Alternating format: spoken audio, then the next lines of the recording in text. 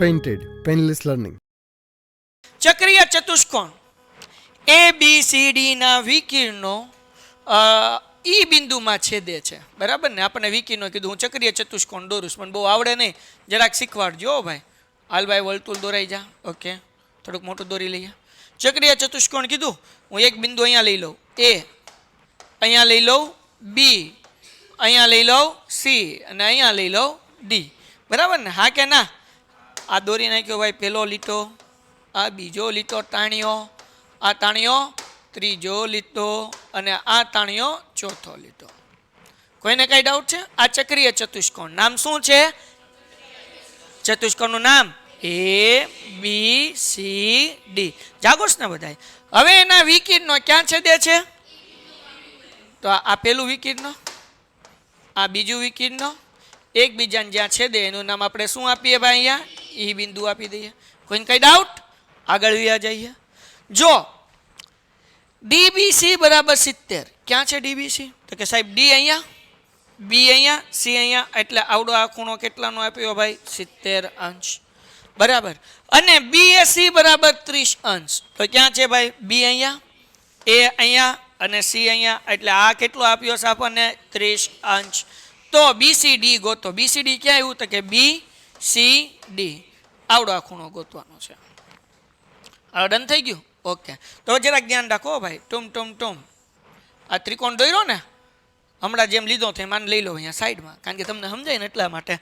અહીંયા B, અહીંયા C અને અહીંયા D. આવડો આ ખૂણો આપણી આગળ છે 70. આવડો આપણે શું કરવાનું છે? ગોતવાનું. સમજાઈ ગયું? ઓકે, તો પહેલાં તો આપણે આ D ગોતવો પડશે, પછી આપણે આગળ વાંચીએ. પહેલાં આટલું ગોતી લઈએ, પછી આગળ આપણે વાંચીશું. કોઈને કંઈ ડાઉટ? હાલો, હવે ધ્યાન રાખો. ખૂણો D કેટલો હોય? કોણ દાખલાને જોઈને કહી દે? ખૂણો D કેટલો હોય? તમને આપ્યું જ છે, પણ ઇનડાયરેક્ટલી આપેલું છે. હમણાં આપણે એ નિયમનો ઉપયોગ આની પહેલાં દાખલામાં કર્યો હતો. 30. કેમ 30 બચ્ચા? જો અહીંયા ધ્યાન રાખો મારા મિત્રો, ખબર પડવી જોઈએ બેટા. જો CBA આવડો આ ખૂણો છે, પાયો કોણ છે એનો? BC છે, હા કે ના? અને આ ખૂણો A છે, એ કેટલાનો છે? 30. આ બીજો છે કે નહીં? એનો પાયો કોણ? અગેન તમે જુઓ, BC.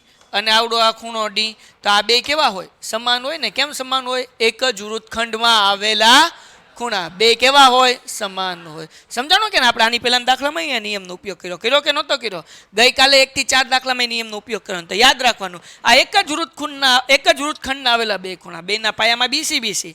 એક ખૂણો A અને એક ખૂણો શું આવશે? D. કોઈને કઈ ડાઉટ? તો આપણે લખી નાખીએ ભાઈ, મને આવડતું નથી. શું લખવાનું? ધ્યાન રાખજો. ખૂણો BAC. શું નામ લખવાનું? BAC, બરાબર? હા કે ના? અહીં આપ્યું છે ને, BAC, બરાબર. બીજો કયો ખૂણો? BDC. તો અહીંયા લખી નાખીએ BDC. આ બે સમાન થાય. શું લેવા સમાન થાય? કયા નિયમથી ભાઈ? એક જ વૃત્તખંડના ખૂણા કેવા હોય? સમાન હોય. કોઈને કઈ ડાઉટ? ઓકે મિત્રો, તો હવે બેટા આ છે આપણી આગળ કેટલો છે? 30. તો મતલબ એવો થાય કે ખૂણો BDC કેટલો હશે ભાઈ? સોરી, 30 છે ને આવડો, એટલે અહીંયા 30 અંશ. તો મતલબ એવો થાય કે આ ખૂણો કેટલાનો હશે ભાઈ? 30 અંશનો. કોઈને કઈ ડાઉટ છે?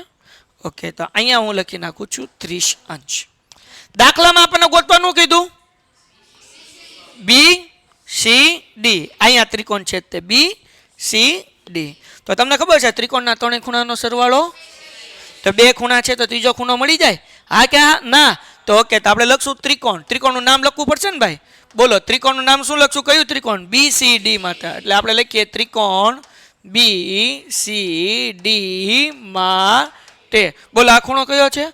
ખૂણો B વત્તા ખૂણો C વત્તા ખૂણો B વત્તા ખૂણો C વત્તા ખૂણો D ઇઝ ઇક્વલ ટુ 180 અંશ. ખૂણો B કેટલાનો? 70. ખૂણો C એ તો આપણે ગોતવાનું. તો આપણે આખું નામ લખીએ ને કે C ની જગ્યાએ જે દાખલામાં કીધું એ શું નામ લખશું? BCD. તો અહીંયા લખી નાખું ને BCD. લખી શકાય કે ન લખી શકાય? ખૂણો D કેટલાનો છે? 30 અંશનો, બરાબર 180. કેમ લખાતું ને ભાઈ? હાલો લખાણું ભાઈ.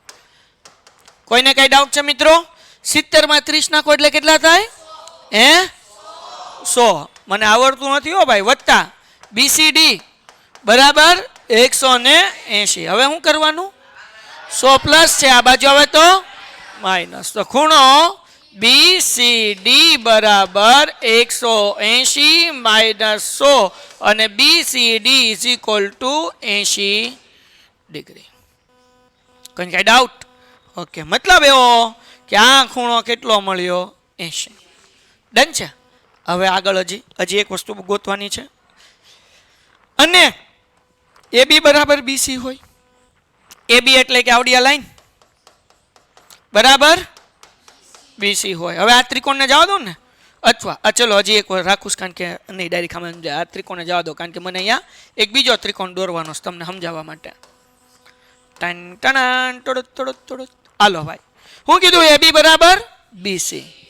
તો આપણને એમ કીધું ECD ગોતો. ક્યાં છે ભાઈ? ECD એટલે આ ખૂણો આખો 80 છે. હા, અહીંયા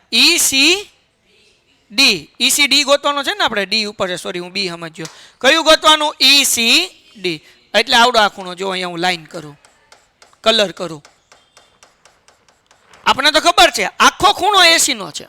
ખૂણો C આખો ખૂણો 80 નો છે, પણ આપણે આખો નથી ગોતવાનો, આપણે અડધો ગોતવાનો. ECD વાળો ભાગ ગોતવાનો. કોઈને કઈ ડાઉટ?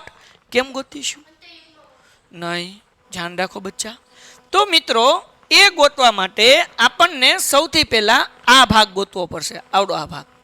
તો હું ત્રિકોણ દોરું એટલે તમને સમજાશે. જો જરાક જાગોશ ને બધાય. આ ત્રિકોણ દોર્યો, એનું ઉતાર લો હેઠે. નામ શું છે? ABC. ડન છે. કોઈને કઈ ડાઉટ મિત્રો? આગળ વ્યા જઈએ, મને શીખવાડજો જરાક, હું અભણ માણસ છું. કે દાખલામાં કીધું AB બરાબર BC. શું કીધું છે? તો અહીંયા લખું AB બરાબર BC. તો આપણે લખી શકીએ ખૂણો A બરાબર ખૂણો C. લખાય ને? કેમ? સમાન બાજુના સામસામેના ખૂણાનો સરવાળો કેટલો થાય? 180 થાય. એલા ભાઈ હું ખભા ધબી બોલાવો. સમાન બાજુના સામસામેના ખૂણા સમાન હોય. શું હોય?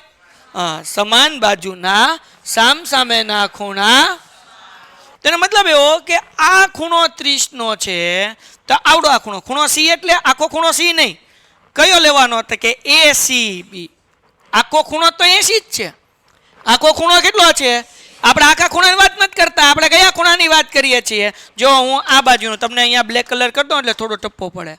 કયા ખૂણાની વાત કરીએ? આ ખૂણાની, એટલે કે આવડા આ ભાગની વાત કરીએ છીએ. અહીંયા છે A, અહીંયા છે B, અહીંયા છે C, અહીંયા વચ્ચે જો બિંદુ કયું છે?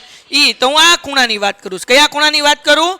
આ ખૂણાની. કેમ? આ બાજુ ને આ બાજુ હરખી, એટલે આ ખૂણો ને આ ખૂણો સરખો. તો આ ખૂણો 30 છે, તો આ ખૂણો કેટલાનો થાય?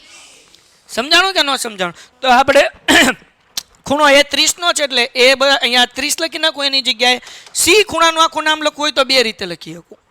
ACB અથવા E થી શરૂ કરું, ECB, ગમે એ લખવું હાલે, કાંઈ વાંધો આવે નહીં. બોલો તમારે શું લખવું છે? ACB. તો અહીંયા લખી નાખું ACB. કોઈને કઈ ડાઉટ? ઓકે, છેલ્લું સ્ટેપ, દાખલો પૂરો થઈ ગયો. મિત્રો આપણી આગળ 80 અંશ જવાબ છે. કોનો 80 અંશ જવાબ છે? કયા ખૂણાનો છે ભાઈ? BCD બરાબર 80. ગોત્યું કે નહીં? તો આપણે લખી નાખીએ ખૂણો BCD બરાબર 80 અંશ. પણ આ BCD ના બે ભાગ પડે ને.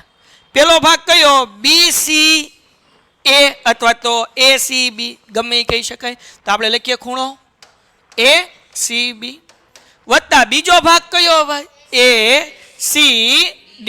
બરાબર ને? તો અહીંયા હું લખી નાખું ખૂણો ACD બરાબર કેટલા અંશ? 80 અંશ. આ બાજુનો ભાગ છે એ આપણે કોઈ તો કેટલા અંશ છે? 30 અંશ. એટલે અહીંયા 30 અંશ લખી નાખું ને, બરાબર ACD બરાબર 80. 30 પ્લસ છે આ બાજુ આવે તો દાખલો પૂરો. ACD બરાબર 80 માંથી 30 જાય એટલે ACD નો જવાબ કેટલો આવે? 50. પણ સવાલ સાહેબ, દાખલામાં તો આપણને ACD પૂછ્યું જ નથી, દાખલામાં આપણને ECD પૂછ્યું. તો હવે જરાક ધ્યાન રાખો. જુઓ ભાઈ, તમે બચ્ચાઓ અહીંયા C લખી નાખું. ACD કયો કે ECD કયો? ખૂણો તો ઈ જ આવવાનો. એસીડી અને ઈસીડી બે કેવું થાય? સરખું જ થાય. તો એટલે અહીંયા તેથી કરીને હું લખું છું કે ઈસીડી બરાબર કેટલા થાય? જો એક જ મિનિટ. તો તેથી ઈસીડી બરાબર 50. દાખલો થઈ ગયો પૂરો. તમે એને એસીડી કયો કે ઈસીડી કયો, બે કેવું થાય? સમાન. ઓકે, અહીંયા થોડું કન્ફ્યુઝન થઈ ગયું હતું, તો આપણે ફરીથી એકવાર સમજી લઈએ. આ ખૂણો કેટલાનો મળ્યો હતો આપણને? 80નો મળ્યો હતો. હવે દાખલામાં આપણને કીધું એબી બરાબર બીસી. એબી બરાબર શું છે? બીસી. તો આ ખૂણો 30નો છે, તો આવડો આ ખૂણો કેટલો થાય? 30. આખો 80નો છે, આ અડધો ભાગ 30નો છે, તો આ મોટો ભાગ કેટલાનો હોય? 50નો. 80માંથી 30 કાઢો તો કેટલા વધે?